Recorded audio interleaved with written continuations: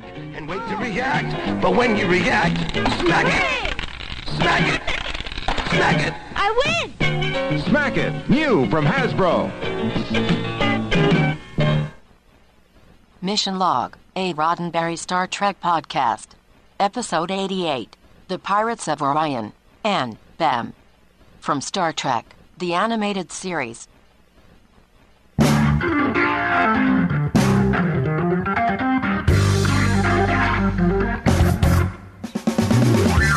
This one welcomes you to Mission Log, a Star Trek podcast of Roddenberry. Honorary Commander Ken, am I? And I'm John Champion. Each week we take apart a Star Trek story or two, analyzing it for messages and morals and such. Disassemble them, we do. Ken, are you imitating Bem or a Yoda? Bem, dude, Bem. I'm like Bem Scala Bem over here. I'm like Bem, the two of us need look no more. Bem there, done that. I'm trying to get all of these out of the way early. Are you good now, or is this going to be throughout the rest of the episode? Because here's a suggestion: as we're recording, you just write it down and decide, should I really do this in the air? And if you hesitate, just crumble it up and throw it away. On the other hand, this could be the deadliest drinking game episode of Star Trek ever, or Mission Log, ever. Just every time I do a bad Bem pun. Right. Take another shot. And if you're still standing at the end of it, well, you really should have sat down because it's going to be a while. But also, good on you because, this could get ugly. Well, if you have your own horrifically annoying Bem puns, go ahead, contact us. You can share those with us or other thoughts on the episode. Reach us on Facebook, Skype, and Twitter. The handle in all three places is Mission Log Pod. You can call us at 323-522-5641, and you can email us, missionlog@roddenberry.com. Remember, we may use your comments on an upcoming episode of Mission Log. And now, the moment for which I've been waiting all week. Oh, God. John Champion hits us with a little Star Trek trivia. John? Okay. Well, here it is, Ken, the big moment that we've all been waiting for. Today, in the episode Bem, we are finally revealed the first instance that Kirk's middle name becomes, well, is it canon? Is it? Well, this is the first time that we learned that Kirk's middle name is, in fact, Tiberius, that middle initial T. Now, David Gerrold claims that he came up with the name kind of in an offhand comment at a Star Trek convention. So I can just picture it. Somebody yells, "Hey, what's the T stand for?" And he goes, "Tiberius," Okay, I'll give him that. Now, it has been reported, he actually said in an interview that he was influenced by I, Claudius, of course, the huge BBC production miniseries that aired on PBS in the U.S. in about 1976. So, hey, wait a minute. Yeah, wait, what? Is there a rift in the space-time continuum? I was going to say, because he calls himself James Tiberius Kirk in 75. Yeah. Well, this is 74, actually. Early season 2, and season 2 started in September of 1974. So a little further back in time now, the book I, Claudius came out well before. So It could very well be that he had read the book, but then when I, Claudius actually aired, that was a huge, huge deal and maybe reminded him of that, oh, hey, that's where I was influenced to come up with Kirk's middle name. See, it's interesting, though, that he thinks it was just an offhanded comment. I mean, we came this close to having James Tito Kirk. Or exactly. Something along the ting-ting. Right. Really? Yeah. Wow. Right. There's so many things it could have been. Could have. Now, it's kind of interesting to me, though, that that is such a known thing. James Tiberius Kirk. It rolls off the tongue. Every Star Trek fan knows that. And yet it was not created. It was not committed to film until Star Trek, the animated series. And here's what's interesting, kind of looking forward in trivia. Tiberius was used again in the novelization of Star Trek, the motion picture. So Gene Roddenberry kind of saw that and went with it. It's like, sure, go with it. We'll call him Tiberius. He's not mentioned again by name, James Tiberius Kirk, until Star Trek VI. Really? So, yeah. Isn't that crazy? So how many times does that actually come up on air then? Because it's a joke in the reboot in Star Trek, the 2009, where they're trying to decide what they're going to name him. Right. And he says, why don't we, she says, Kirk's mother says, why don't we name him after your father? And he says, Tiberius? No, that's a terrible name. Right. I mean, is it really just mentioned a handful of times? Because you're right. We all know Kirk's middle name. Yeah. It's just a handful of times. And and I thought it's just so cool to me that the animated series is what launched that piece of character trivia that carries on and is so well known by Star Trek fans. Very odd that would have carried over, though, because these are kiddie stories. Well, Ken, funny you should mention that these are kiddie stories. I want to talk a little bit about DC Fontana, and the reason that I want to talk about her we'll get to here in just a moment. I found this great quotation from her. She says, "We did Star Trek stories. We did not do kiddie stories. We did not dumb down our stories. The restraint was the half-hour format. And at that time, it was only 23 to 24 minutes of storytelling time, and we were used to 54 minutes of storytelling time in the hour series. We did have to simplify, but I felt we were doing Star Trek and being faithful to our audience. Many people, fans, were skeptical about it, but I went to the World Science Fiction Convention in Toronto in September of '73 with only the animated opening credits to show to an expectant audience. But I have to tell you, when that familiar starship flashed across the screen in the old way with the music and the names of the actors involved, there is a standing ovation." Kind of cool. Yeah, that is pretty cool. And I will say, it's interesting that she calls that a limitation or calls that a restraint, because that's actually, that to me has been a surprise strength of these shorter stories. You don't have quite as much padding, generally. It's really true. Yeah. It's really true. I mean, there are episodes of the original series where we said, hey, if they had only cut this down to half an hour, maybe it would have worked better. Now, the reason that I wanted to mention DC, Dorothy Fontana here, is that technically she was gone by now, the second season. She was a producer and story editor on season 1 of the animated series. And remember, Gene Roddenberry at this point was the executive consultant. So he was around. But, just like in original Star Trek, there starts to be this shift where a lot of the old guard are kind of not as involved as they used to be. The animated series was really Filmation's show. And that's relevant, especially to one of today's stories, Bem. It was originally rejected for the original series, and then Dorothy rejected it again for the animated series. But you have to understand a little background here. She and David Gerrold were friends. He was the first writer that she called when they actually launched the animated series. And she had already bought the story. So the story idea was there. She had already bought it, and it had already gone through some revisions, but it just didn't get made for the animated series. For the first season. Correct. And then to save money, Filmation went back to those purchased but undeveloped scripts to flesh out season 2. So we'll see a few of those as we wrap up season 2 of the animated series here. And speaking of staff changes, remember that Hal Sutherland was a partner in Filmation, along with Lou Scheimer and Norm Prescott. Sutherland's name still appears at the end of every episode of season 2, but it was actually Bill Reed who directed these final 6. His name appears in the opening credits, but not in the closing credits. He has many, many more technical credits on the animation end of things, but he does have some notable directing credits alongside Star Trek, such as He-Man, She-Ra, and Ghostbusters, that other Filmation show, not the Ghostbusters that you might be confusing it with. So there's a little bit of a legacy there for Filmation as well.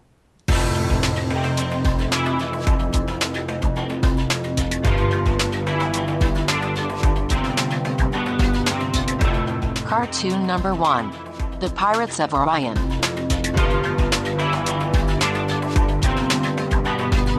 Act 1. Along with saving the galaxy and exploring strange new worlds, the Enterprise crew gets to do some pretty routine stuff too, like attending the dedication ceremony of a new science academy on Deneb 5.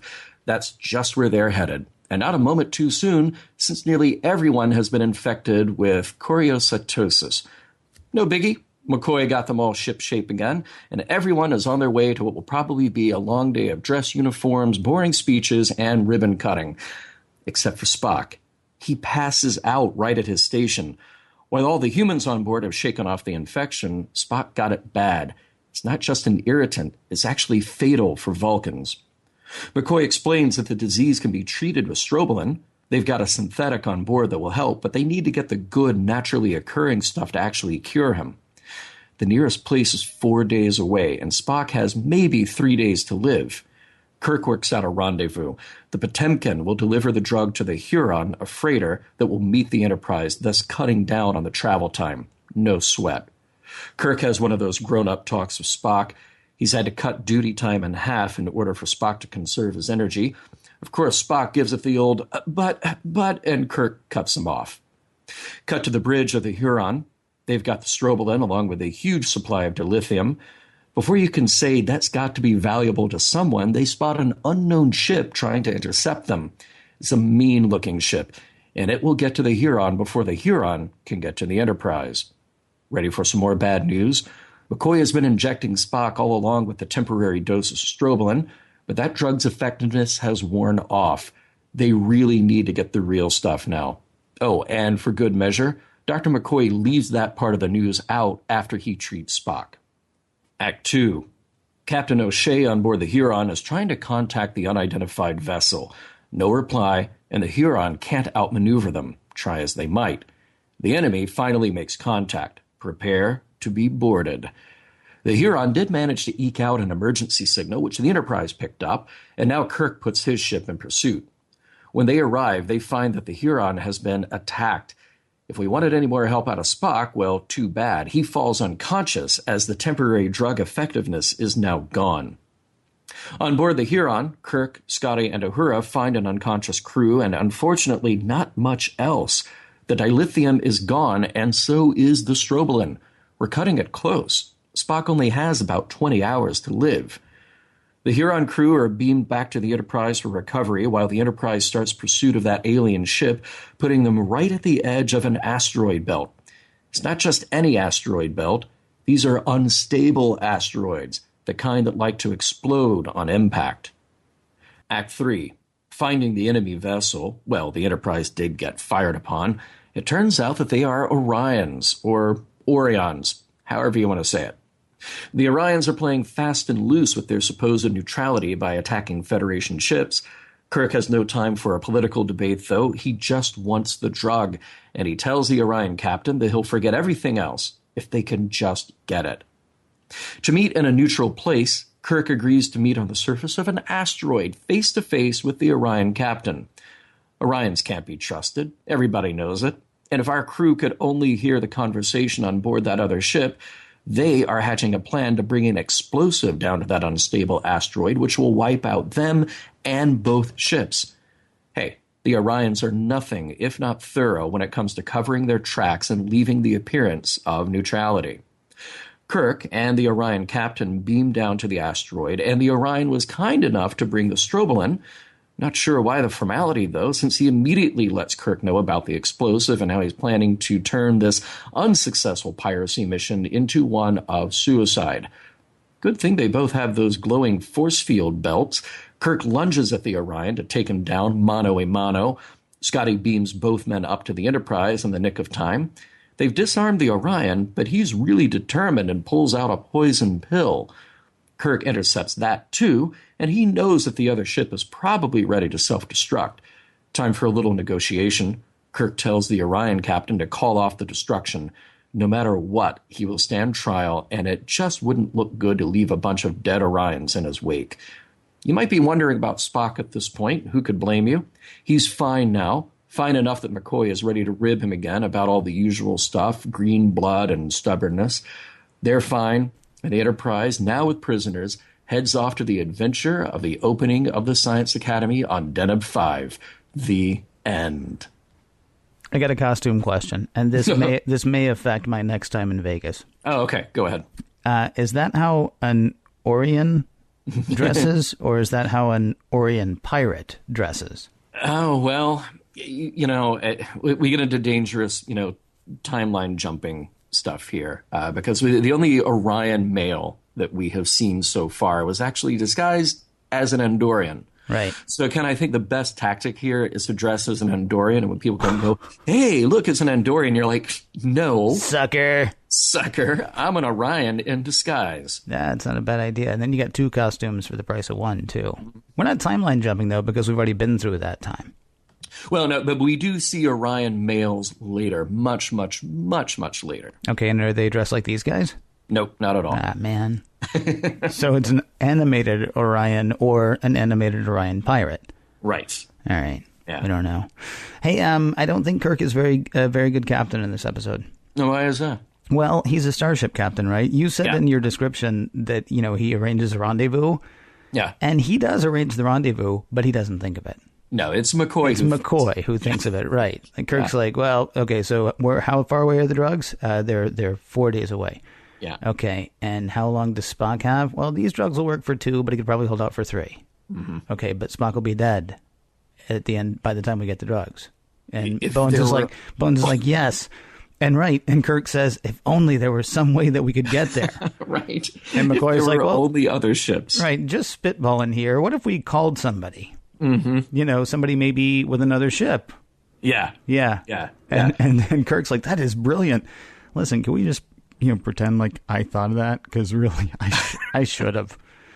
I would take it a step further, Ken, and I would say send out a mass email to every starship captain and just say, if you happen to have any strobolin on board, Right. please meet us. Yes. Yeah. Yeah, that's a good idea. That's a very good idea. Or just get on the ship's intercom or whatever, because they're all over the place.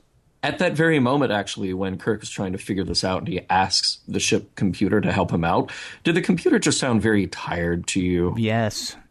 I really wondered about, or maybe just a little depressed at the thought of Spock, because it's Majel doing the voice, and Nurse Chapel had the history with Spock, and you just think, oh, wow, we're just really depressed at the idea of Spock not being well. Yeah, that could maybe be it. Yeah. I say that Kirk was a bad captain, but it's also possible that what we were dealing with was a younger writer, let's say. I know you've got some trivia specific to this episode. I do, yeah. It's a good thing that you should mention that. Howard Weinstein was 19 years old when he wrote this. He was the youngest person to have a script produced for Star Trek. Now, he went on to write many, many more stories for comic books and novels in the Star Trek world and other science fiction as well.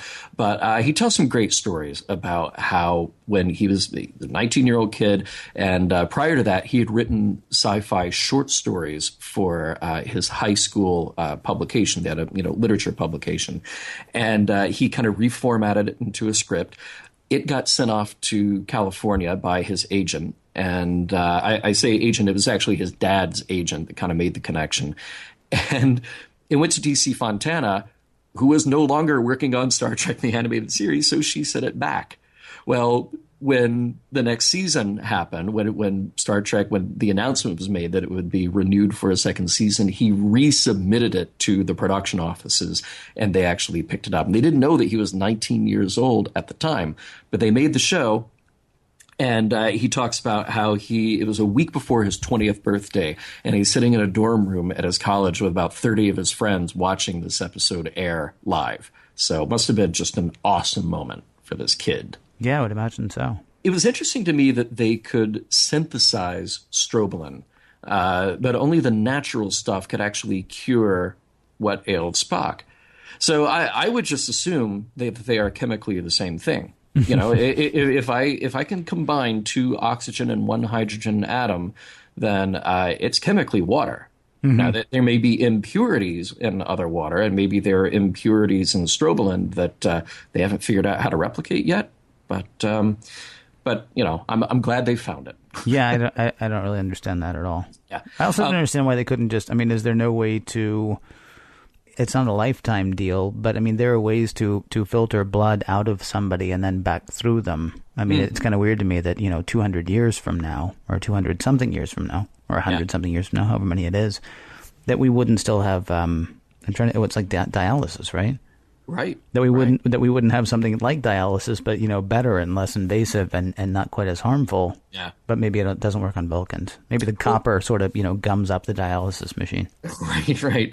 Well, it was an interesting description, and they actually showed the graphic on screen of Spock's green blood, his green blood cells. Yep. And McCoy is describing this, saying that it's essentially that his blood cells are being stopped from absorbing oxygen, from bonding with oxygen to carry it to his body. I thought that was very neat and a very detailed description of what was going on. But yeah, you'd hope that at least on Vulcan, maybe they had come up with some sort of device to at least temporarily stave off this disease. Hey, here's a couple of other little bits of trivia. I looked up the names of the other ships, the Huron, which is a tribe of Native Americans. And Huron is obviously Lake Huron. There are many places where Huron is used currently. Potemkin, I thought, was really interesting because it has a couple of meanings, and at least in pop culture, the two best known. Have you ever heard the term of Potemkin villages? No. A Potemkin village is a place set up to make it look like you have a town or a city or some sort of population where you actually don't.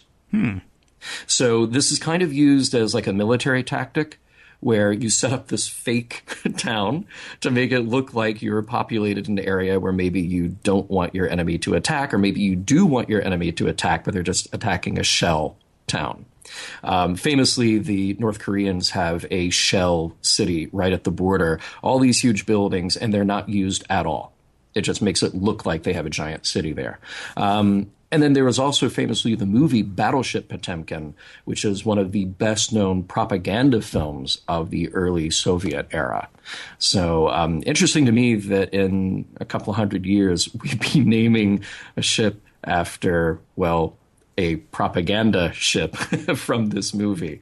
So, yeah, but kind of a cool name. It's interesting. It's almost like a tip of the hat to the idea that, okay, there's this other ship involved, but we're not going to bother showing it to you. Oh, trust me. Right, it's there. It's there, right. Yeah, right. but we're not even going to, that's what we call it. Yeah. Spock in this episode is dealing with a deadly disease, and he's acting exactly as we would expect him to behave as a patient. He defies orders, and he's kind of, you fully expected the scene where Kirk was going to say, "I'm cutting your duty in half," and Spock's like, "Oh, but I can do it, really." And Kirk's, no. And I thought this was kind of heavy stuff for, again, an assumed audience of kids, that they are dealing with a deadly disease. And these are all the stages that Spock is going through fighting this deadly disease. Yeah, although he's also, I think they should have just relieved him of duty, because he's at the science station, he's on the bridge, and Kirk's like, "Hey, Spock, I got a question." Nothing. Right. And Kirk's like, "Spock? Oh, sorry, sir. I was putting myself in power save mode." Right. While I'm on the bridge at my post, right? Yeah. I'm second in command. And so let's say, I don't know, lightning comes out of a console and strikes you. And things like this have happened on the Enterprise, right? Right. And I'm over here, zoned out because I'm sick. Okay, well, at that point, I'm thinking maybe let's go ahead and get him to sickbay, or at least to his quarters. It just seemed like a bad idea. I know. Well, and speaking of sickbay, I thought it was funny that that Spock calls out McCoy when McCoy says the ejection won't hurt a bit. Yeah. And Spock says it's both unnecessary and untrue. And I'm sure that many kids could relate. Any kid getting a flu shot or anything, they're like, yeah, I've heard that before. Boys and girls, if you think doctors lie, Star Trek says you are absolutely right. Not only does he say to Spock, this is going to hurt, and it does. And like you say, Spock calls him on it, but he also tells Spock that the drug is working. Right. Well, he doesn't tell Spock that the drug is working, but he indicates to Spock that the drug is working. It's a lie of omission. And Chapel's like, the drug's not working. Not while Spock's there. And McCoy doesn't even justify it. He's like, don't worry, we'll get the drug. Yeah, I know. We'll get the real drug. And I expected some sort of, there's no reason for Spock to know that. And as long as he believes, that'll keep his health up or something like that. Right. He doesn't even give that 10-second, explanation of why he's lying. She's just like, "Hey, you're lying." And he's like, "Shut up." Right. Right. But it is interesting to me that, through all the medical stuff that we tackle in this episode, McCoy has this moment of existential crisis about his career. Mm-hmm. And he relays this to Kirk. He's like, I'm no good. It's just, it's the technology, it's the drugs. I'm nothing. And I should have never done this. Well, he doesn't quite say that he should never have done it. He says he doesn't know what the point of being a doctor is if he doesn't have all that stuff. And I got to say, I was kind of there with him for a second. I mean, if he can't, come up with anything else at all, aside from this one drug. And, no offense to him, it's not like I could cure it. Right. but the fact that he wasn't, in the lab working on something else, maybe, that might do it, or trying to come up with a drug concoction or an exercise or maybe rebuilding dialysis. I mean, the fact that he wasn't trying to do anything, but just, oh man, if we don't have cough syrup, I got nothing. Yeah. I mean, I'm kind of with him. Well, maybe he should have been a plumber. Yeah. Well, doctors have to deal with ambiguity, and you'd think, if anybody could take bad news, Spock could take bad news, and adjust accordingly. That's the important thing. Yeah, I have to say, Ken, I mean, this episode is full of Star Trek stuff. Whether or not it's a great episode, whether or not we like the episode, is full of Star Trek stuff. You've got, first of all, and I know you love this for the continuity, at least being able to look back, big time reference to our previous encounter with the Orions in Journey to Babel. And even though we don't actually see the Orions as Orions, we see one as an Andorian. We get to talk about the treaty. We actually mention name drop Babel. All of that stuff is kind of cool. That shows you that the writer here knew his stuff. He had been watching Star Trek and was writing this into his stories. You get some pretty decent Spock McCoy banter. It may not be the best, but it is still like those characters. Yes. So I thought that was quite good. I also like the fact that Bones actually admits to liking Spock in this. I mean, not to his face, of course, because that's never going to happen. Well, not never, but almost never going to happen.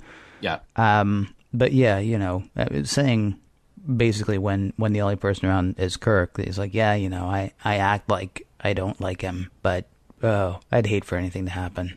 Right. Yeah, which is kind of sweet because we haven't seen that kind of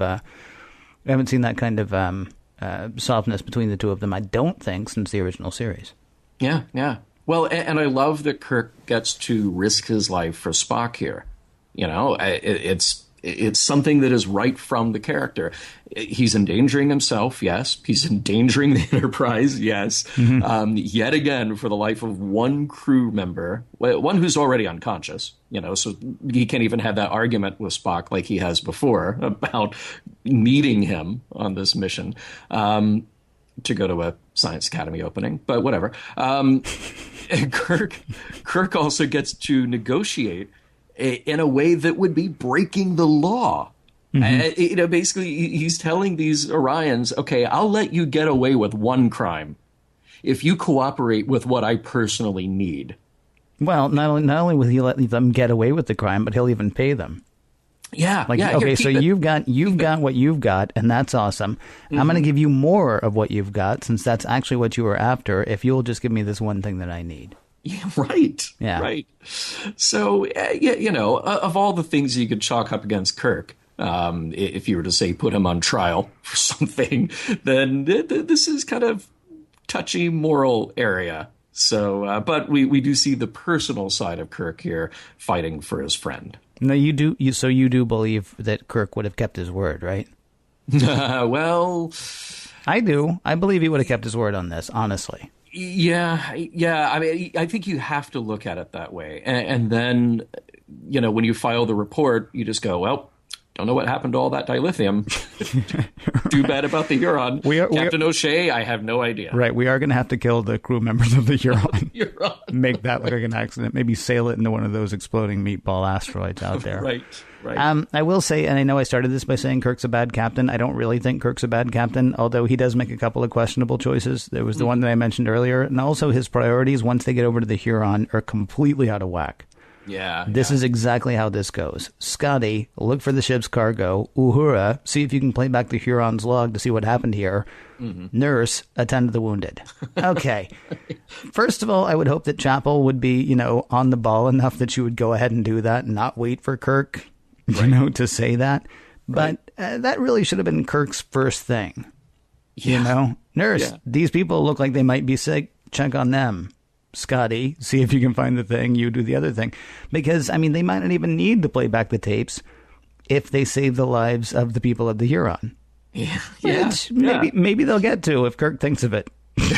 Exactly. So if I had to wrap up a lesson here, Ken, it might be lie to protect your friends. Sure, absolutely. What else do we have? Well, if you're a bad guy, never, ever monologue. We saw this in The Incredibles, right? That'll get you. We've certainly seen it in a number of James Bond movies. And Austin Powers then making fun of the James Bond movies. Yes, exactly. Yeah. But the whole reason... And it's good that it failed, but the whole reason that the Orion mission to blow itself up and blow up the Enterprise failed is because the Orion captain wants to see the look on Kirk's face when he tells him that he's the one who killed him.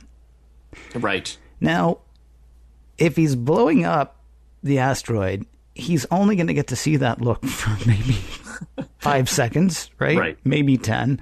Yeah. And maybe he could just close his eyes and imagine the look on Kirk's face while he's blowing up both the ship and the Enterprise. That seems to me that would have been a better use of resources. Now, again, I'm glad it didn't work out that way, but pretty much about the only lesson I could get, monologuing, will always get you.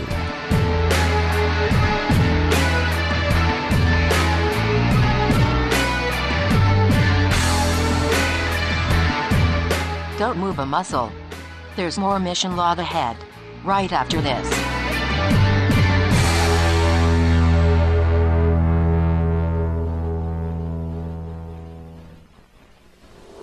Mego presents the Star Trek action figures featuring the crew of the Enterprise. Captain James T. Kirk, their fearless leader.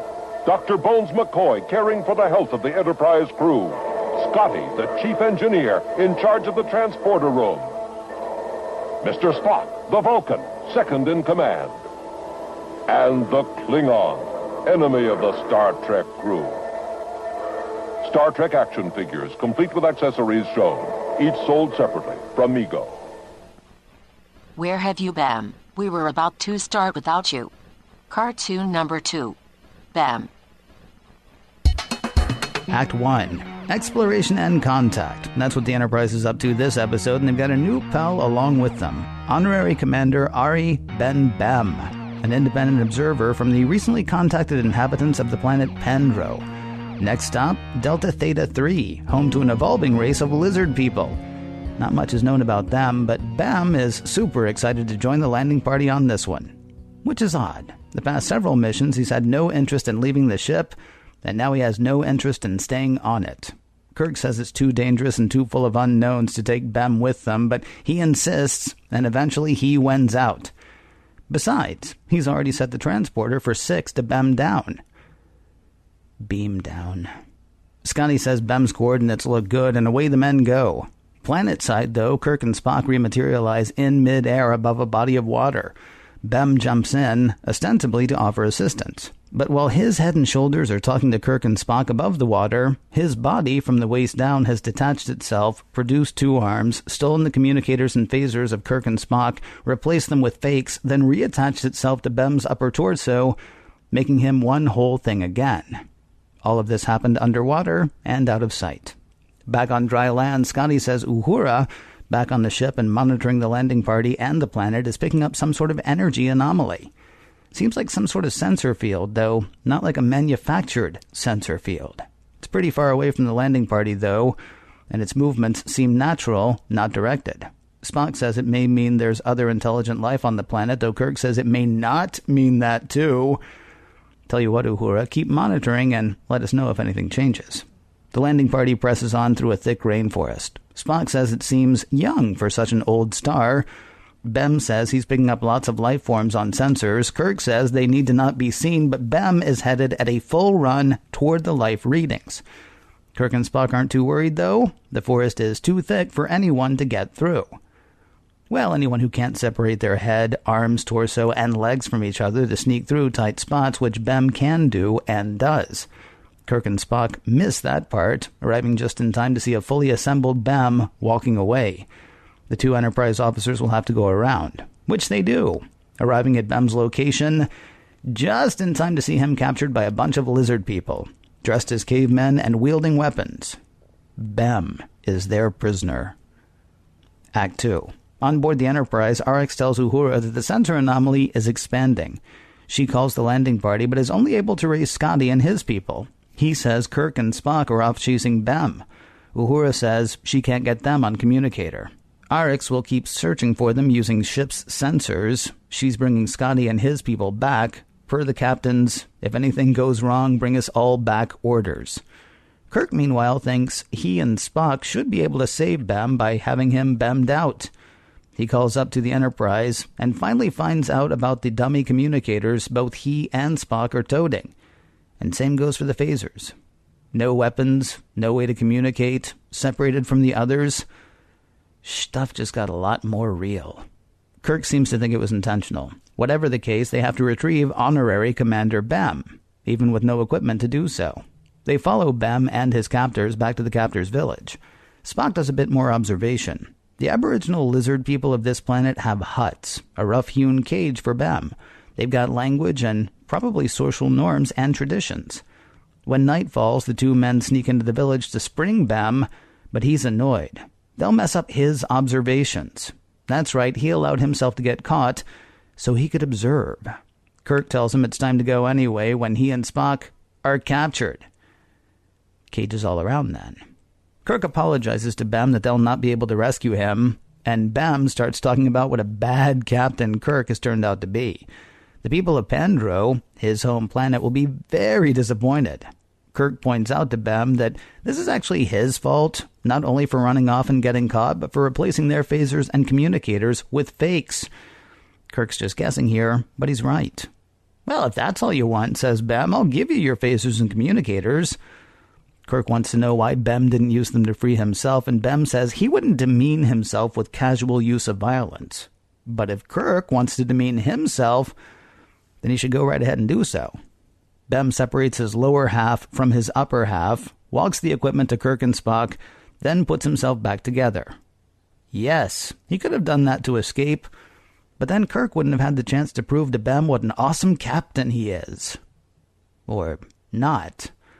Above the planet, the Enterprise is still scanning for Kirk, Spock, and Bem. But the sensor anomaly that they've been monitoring has just expanded to cover a much bigger area. And now it's blocking the region where Kirk, Spock, and Bem would be. Kirk knows something is up. His communicator's not working, so they can't call for the beam out as planned. They'll try to sort of walk away instead. They might be spotted by the lizard people, though, so they'll put phasers on stun, just in case. They are, of course, seen, and raise phasers to clear a path. But they're paralyzed by a light show and a woman's disembodied voice. Who are you? What are you doing? Put down your weapons, and seriously, who are you and what are you doing? Kirk says they're there to observe, to classify, to run tests. The disembodied voice does not recognize their right to do so, though. The planet is not for their use, and her children are not for their experiments.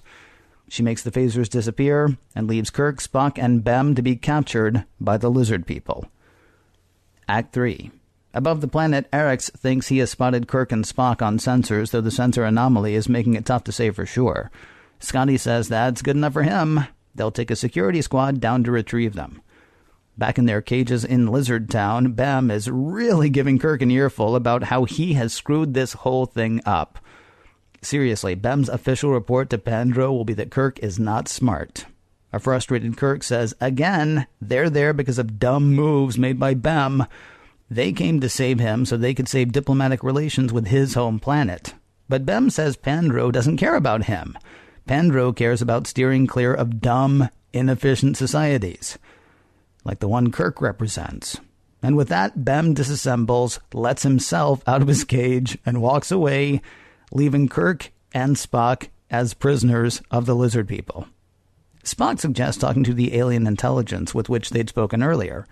One communicator won't do it, though, but both of their communicators put together might.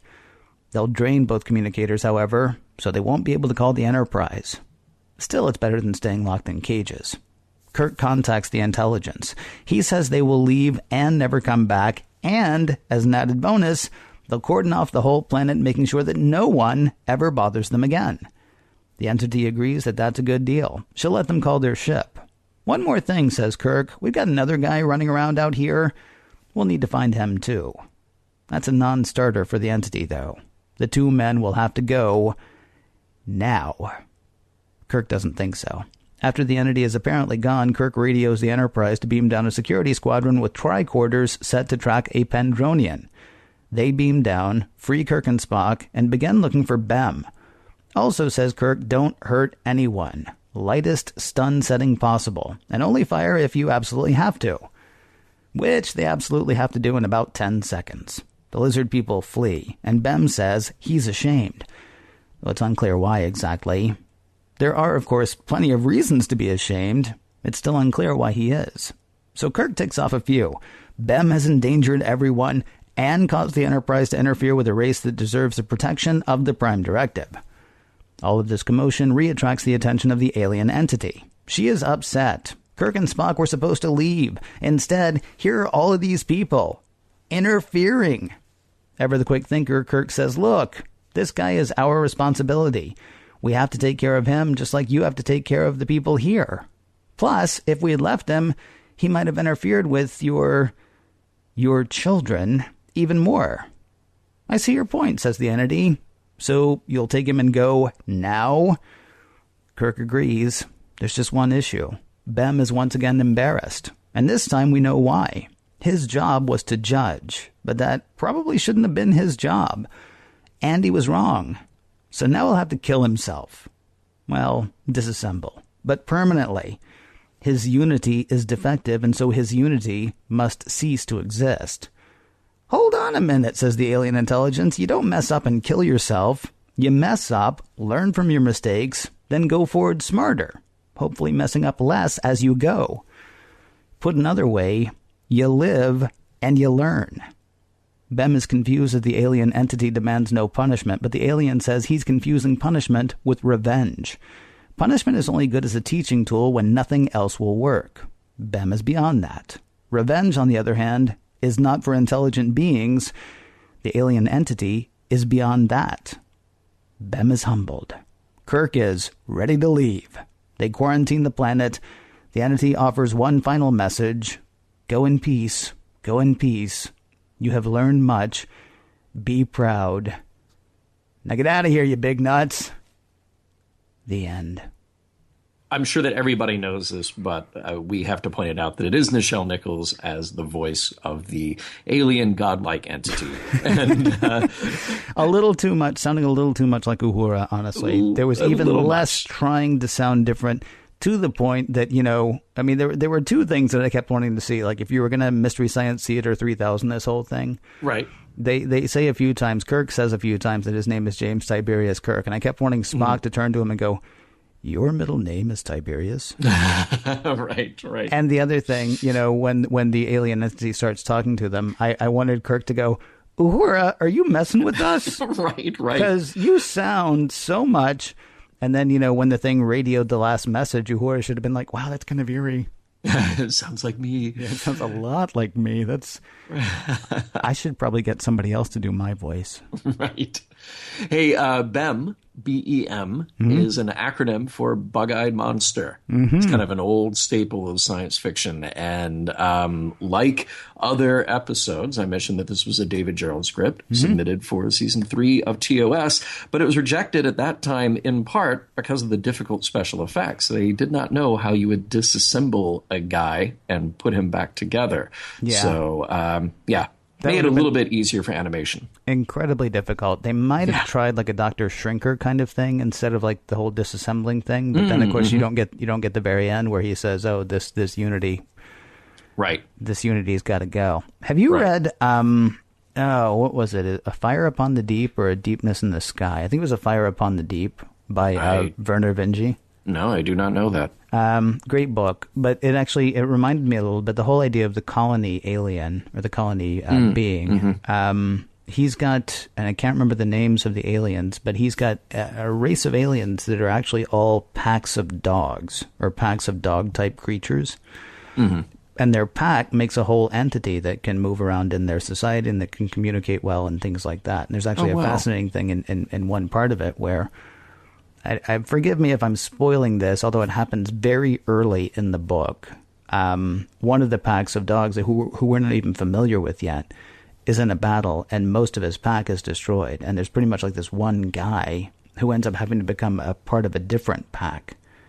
And so he actually gets absorbed into this other consciousness and becomes part of that other consciousness, almost in a Borg kind of way. But it made me think a lot of Bem. Like, so if his unity is dissolved, then does he go like into a Jawa carrier, and they're like, okay, well, we got a decent Bem head here, but we need a nice broad Bem chest over there, so maybe this unity will work. I don't know. Wow, it really was. It was a fascinating idea for an alien. Despite the maybe generic BEM, kind of thing. Right. I gotta say, there's one thing that I feel like Scotty dodged a bullet in this episode. How so? So Bem sets the transporter coordinates, right? Yeah. And Scotty looks him over and he says, "Oh, those look great." And then they transport down and they transport over water so that, and Bem has set that up so that he can, go underwater and steal Kirk and Spock's phasers. Yeah. And then Kirk's like, "Bem, you let a professional handle the transporter controls from now on." Okay, his top transporter guy actually checked the coordinates first. That's very true. Right? Yeah. I would have turned to Scotty at that point and said, "Well, where were you on that one, genius?" Right. But instead, he's just like, "Oh, Bem, you're just, Yeah, it was not cool. It was not cool. Hey, we get to see Uhura in control again. Yeah. They finally put her in control again, which is kind of cool for a moment. Well, and yet I had a weird sort of thing about this, right? So it would have been sort of the Promethean thing that we talked about a couple of weeks ago. So Uhura says, "All right, Scotty, come on back because, things have gone haywire and the captain's orders were that you were supposed to come back." Mm-hmm. And Scotty's like, "Well, I can actually, I can look for him down here." And Uhura says, "The orders were to come back." Right. Right? And Scotty's like, "Yeah, you're right." So he beams back up, but at that point, once he's back on the ship, he's now senior officer on board, and so now he's in control.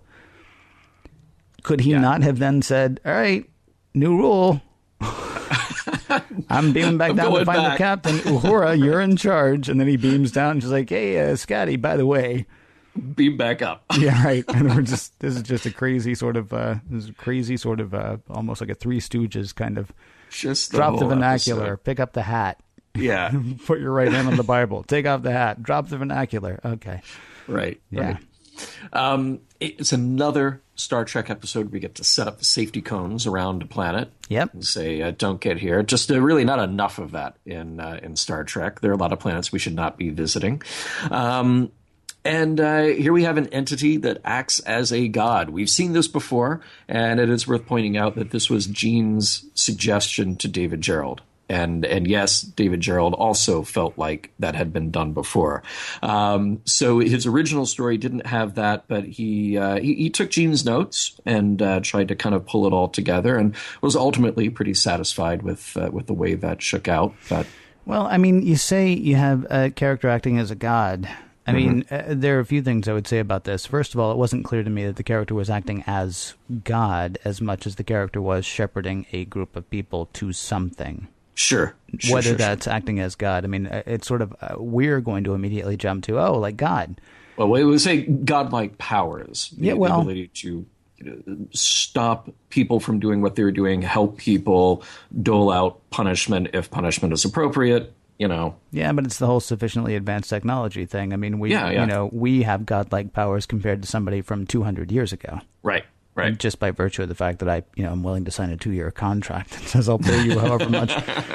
for a year to be able to walk around with this thing and look up who starred in what movie at any given time, and that would be enough to really cow a whole city. Either that or have me burn at the stake. Yes. We got to say really quickly too, Uhura back in command. That ain't nothing. God's a woman in this episode, which is kind of an interesting idea. And even if you want to say, well, it's not really God though, she's a scientist and she's running stuff.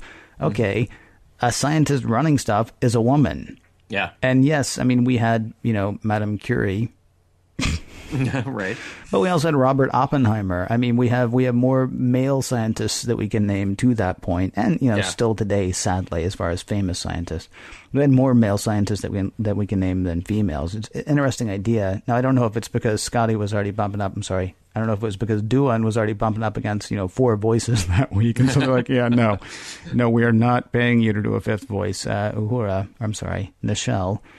I'm just going to start calling them by their character names now. Yeah. No, that was David Gerald's suggestion. He wanted Nichelle. I mean, they're friends, and he really wanted her to do that voice. And cool.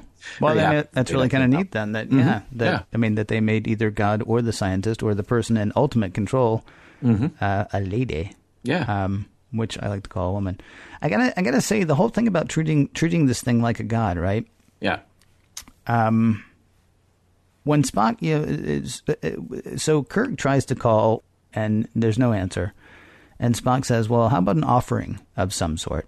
To which Kirk replies, I don't think we can bribe it, and we have to be honest. Now, that whole thing kind of confused me a little bit. Was Spock suggesting chicanery? Like, is he saying, well, offer it something? Yeah. We got nothing to offer, but go ahead and offer it something.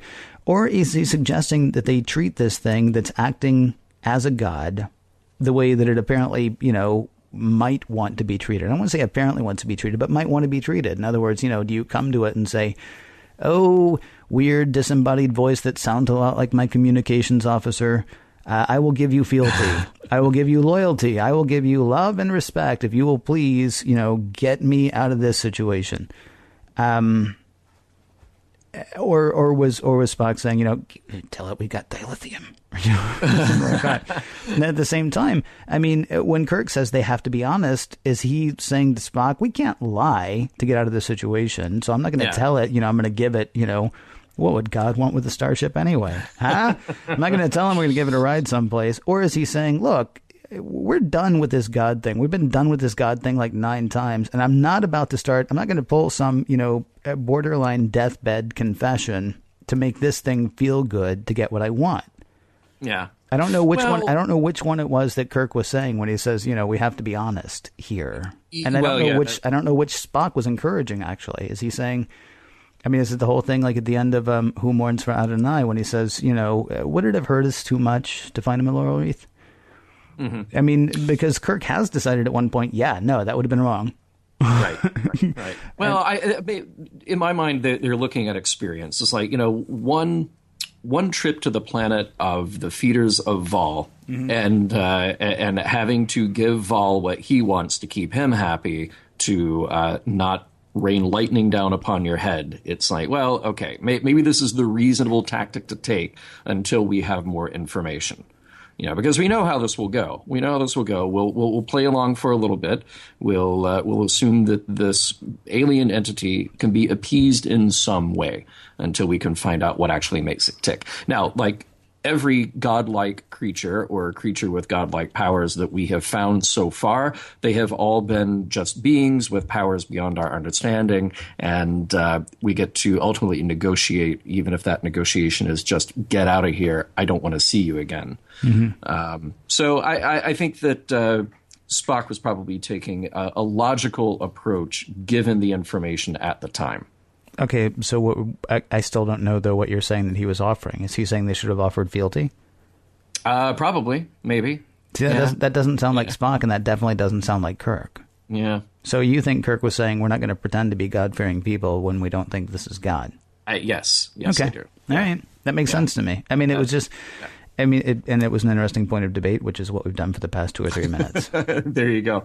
I like that there are dual missions going on in this episode. Mm-hmm. So I like the layers of this episode, that Bem is watching the crew and messing with them just constantly. And the Enterprise crew is watching the aliens on this planet. And then the godlike entity is watching all of them. This is all about negotiating cultural differences. And I thought it was a pretty complex set of stories here for a 24-minute story and a cartoon. I'm not saying it's a great story, but it definitely feels like a story written by a Star Trek writer. Yeah. You know, all the hallmarks are there. We're exploring, we're meeting new aliens, we're not killing them. There's some good character banter, a little touch of the God question in there. So, which I mentioned, we have Gene to thank for that. We have the whole thing that Ken, you really love and I really love, which is the whole idea of living up to ideals and not using violence. I mean, I would even say that maybe this is more successful than More Tribbles, More Troubles. And if we look at the David Gerald contributions to the animated series. Oh, I would almost say that this is actually more, I would almost say that this is better than More Troubles, More Tribbles. Or More Troubles, More Troubles. The Trouble with Troubles, excuse me. The Trouble, yeah. And those Tribbles, too. Yeah, whichever, you know. It's, there was a lot of interesting stuff here. I mean, we found a lot of great stuff.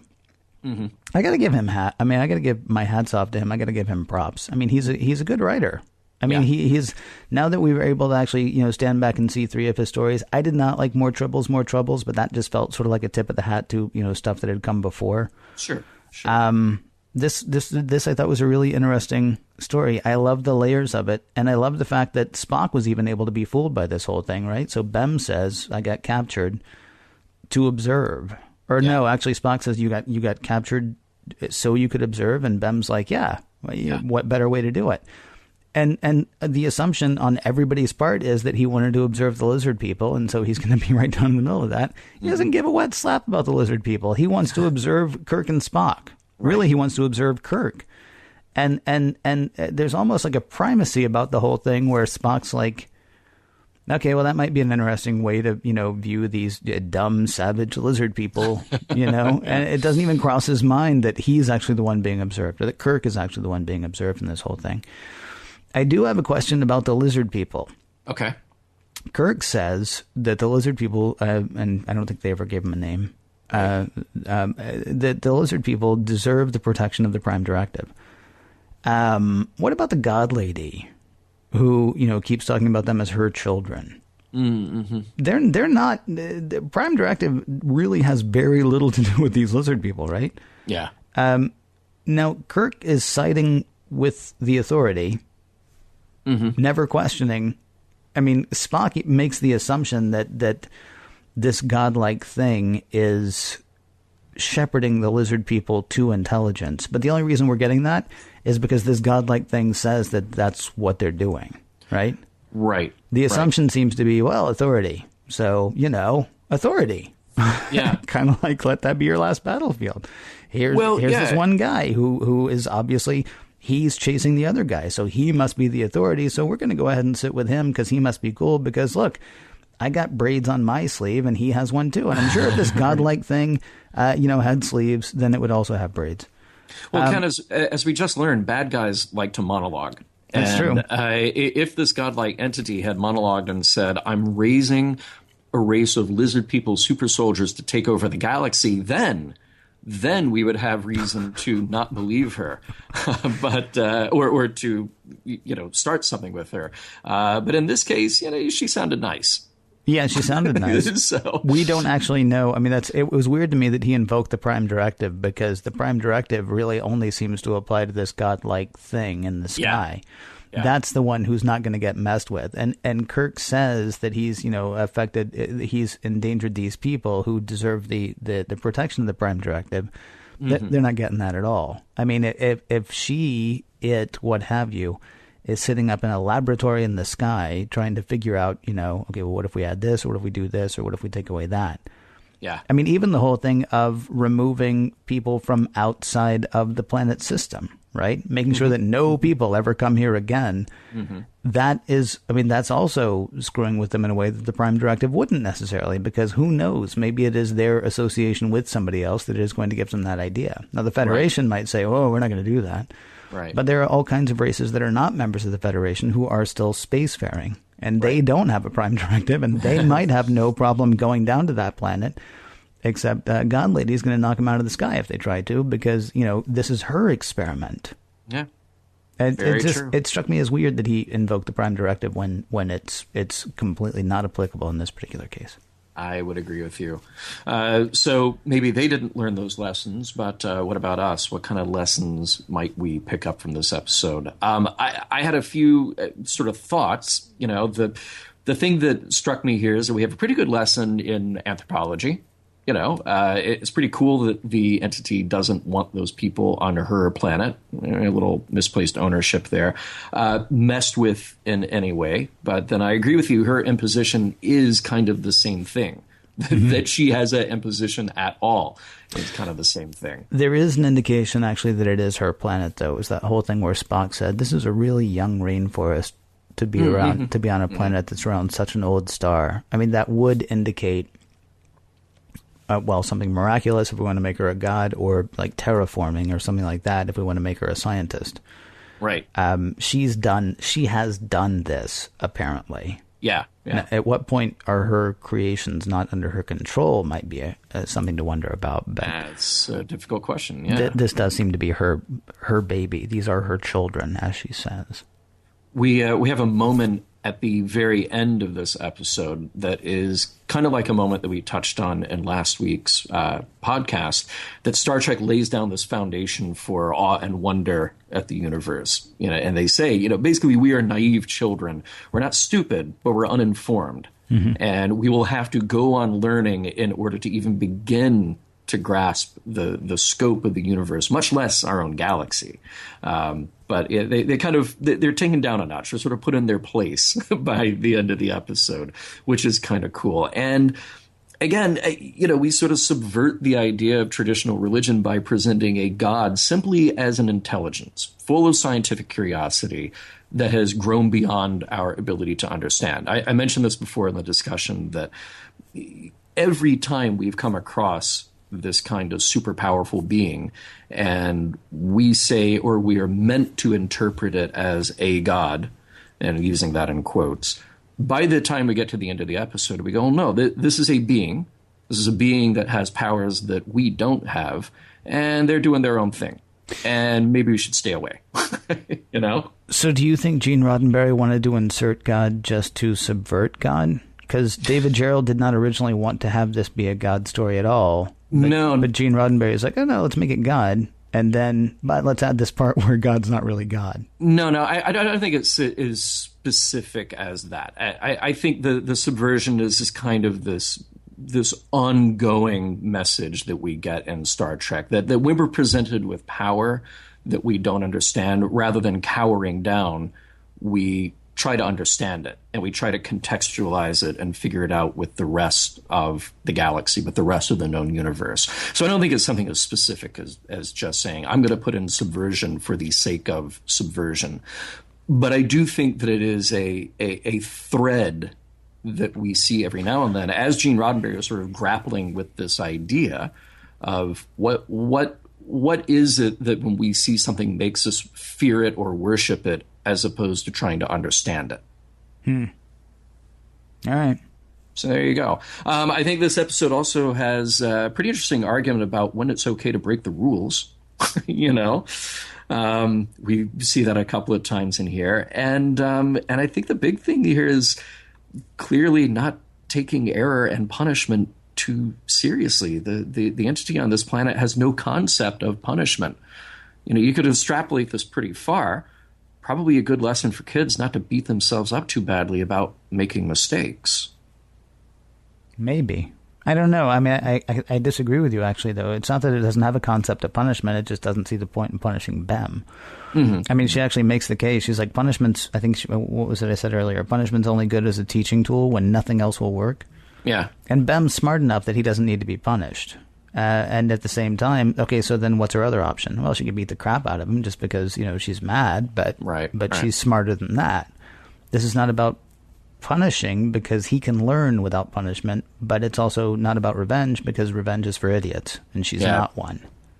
Very, very true. So, I mean, I'm not sure, though. I mean, for you to say that she has no concept of punishment, it's more like she doesn't feel the need for it in this case. It honestly makes me fear for the lizard people as soon as they leave. Yeah, I know, right? Why did you run away from him? You do not run away. You stand here, and I'm going to hit you to prove to you that you really shouldn't run away from things that are scary and might hurt.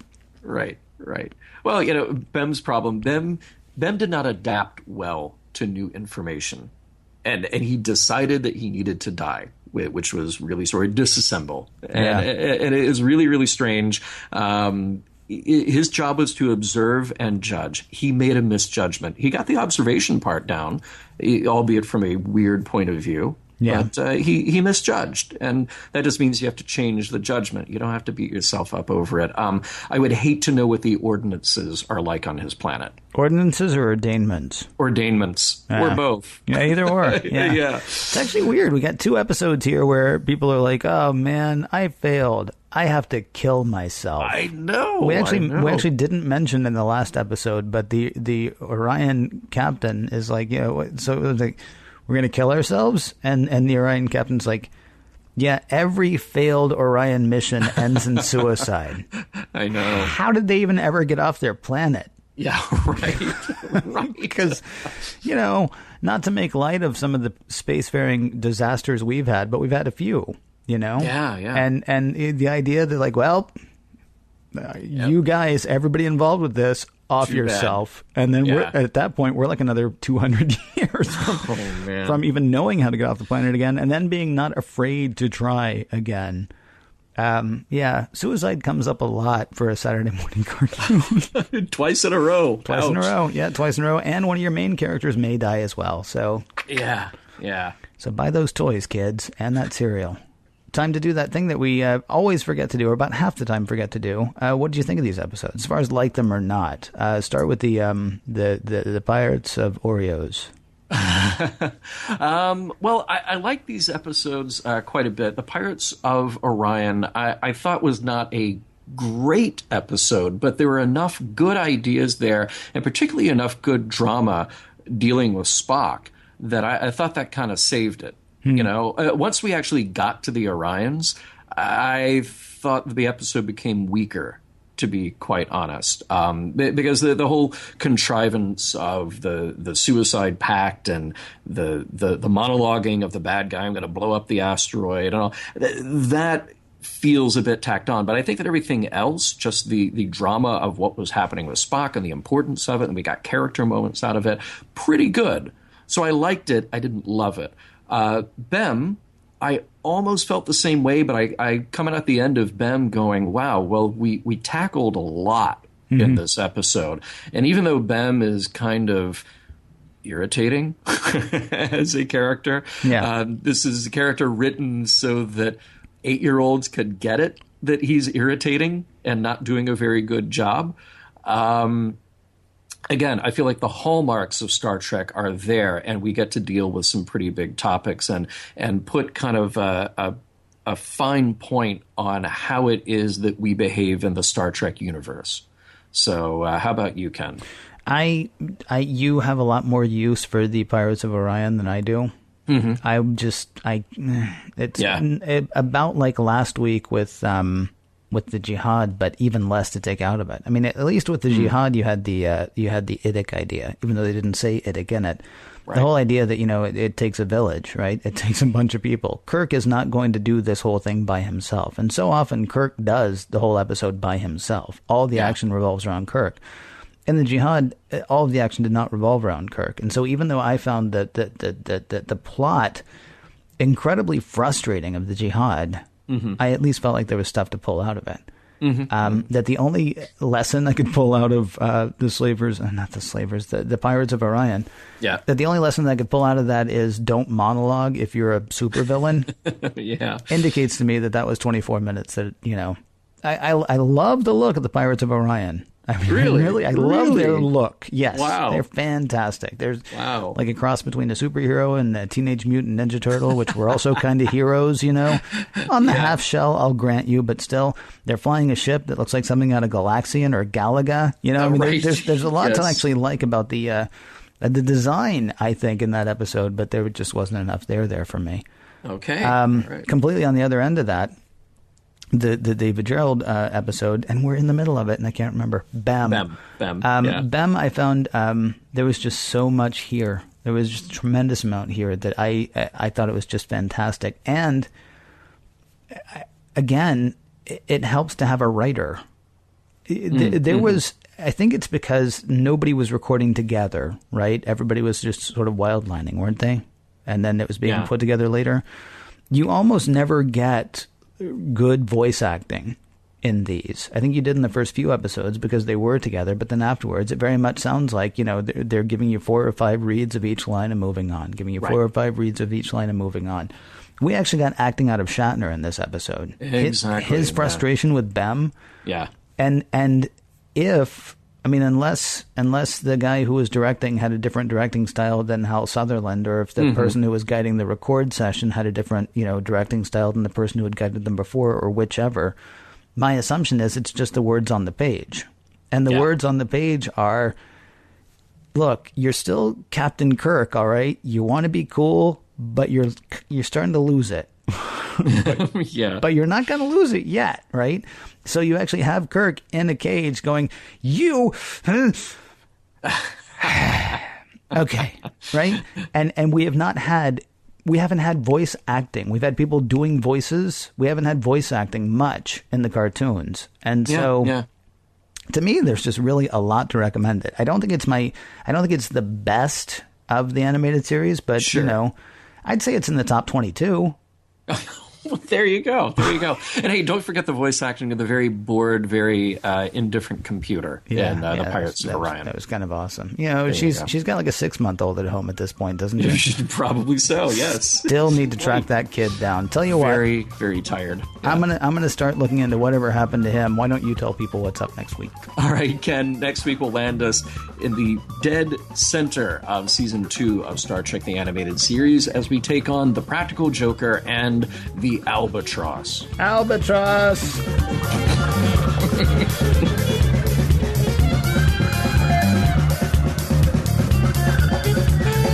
Music for Mission Log provided by Big Organ Trio. Find their self-titled album on iTunes. Additional music provided by Warp 11, online at warp11.com, and from the album Messages by Key Theory, free to download at kitheory.com.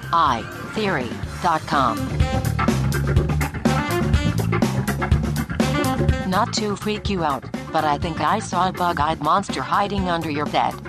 Relax though, it may have just been a regular-eyed monster. Have a great week.